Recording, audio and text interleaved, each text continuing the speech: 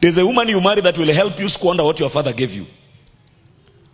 But there's a woman you marry that the best your father gave you becomes the beginning of true greatness. A woman, a prudent wife. You know what prudence is? Check in your dictionary. A prudent wife. Not just a wife. A prudent wife. A man has to please God to meet such a woman. Meaning a man has to know God. A man has to transact with God to meet that kind of a woman. You can't meet that kind of a woman except it is God. A prudent wife. When you get her, your journey to wealth. When you marry right, 3/4 of your problems are solved by your marriage. But when you marry the wrong way, you owe life 3/4 of the rest of your life. You have scores to settle with life. You have debts to pay. You are owing life 3/4 of your life by marrying wrong. There are women you marry, you can't be. There's a woman you marry, the truth is you will never be rich. If you have to be rich, you have to hide the money. You have to go and buy a house in Kisumu and nobody should know. You have to buy a car and hide it in Kitui.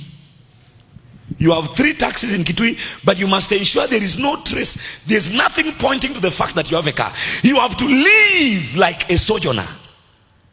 You have to, and nothing is as painful as secrets that are known to you alone. You have children, but they don't know what you have. You have a wife, you can't tell you have money. Ukiwa na pesa unalala na koti.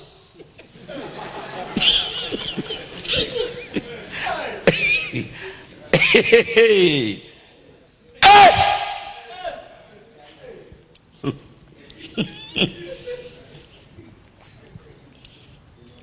A prudent wife is a wife that acts and shows care and thought for your future.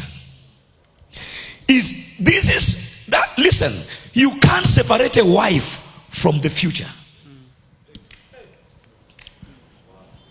There are women you marry and your future is finished.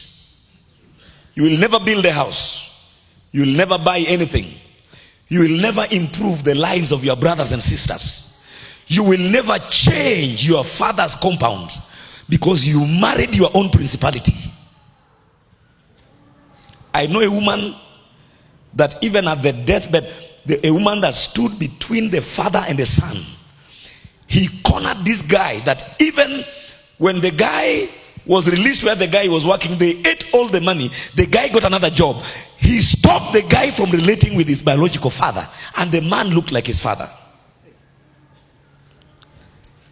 She squandered this man that when the man was about to die and the mzee came to collect his dying son, the woman took off, gave the old man bones, said, nimekuachia mifupa kula. There's a woman you marry and she'll run away when you are bones. These women you see seated here during the service saying, I shall marry. If once you know her very well and she says, I shall marry while looking at you, open your eyes and say, back to the sender.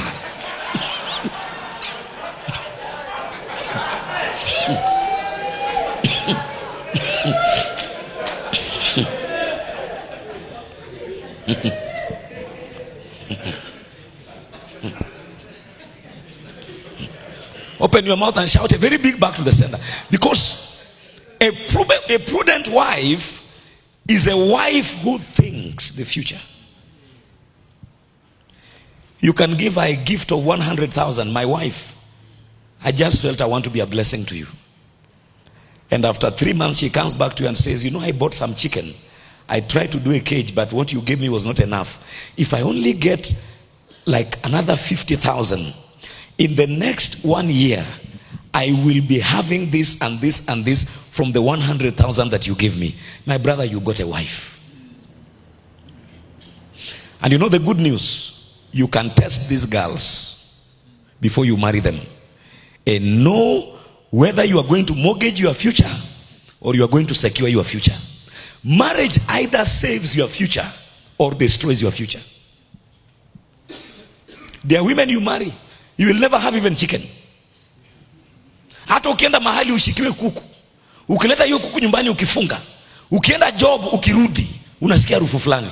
Unasema na ile nilikuwa nataka kufuga ile kuku.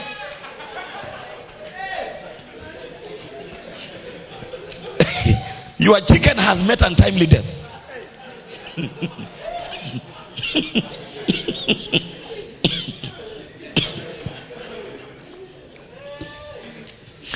There are women who are hazards. There are women who are murderers of wealth, killers of prosperity, anti-prosperity agents, enemies of the future. They bewitch long life. They leave you lean, slim, finished, and grounded. A prudent wife is a future-oriented wife.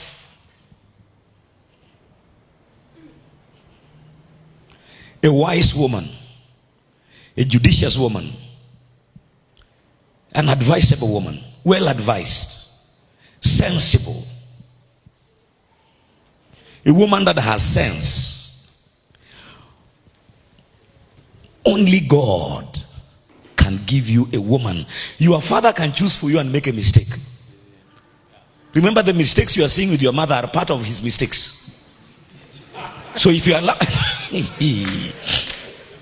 I didn't say don't allow your father advise you. Your father can advise you and say, my son, okay, according to me, blah blah blah. You know, I have to say that carefully because Elder Mike is here with his sons, and they will find a ground to tell, hey, mbuyu bana. Sasa unasikia vile pasi amesema.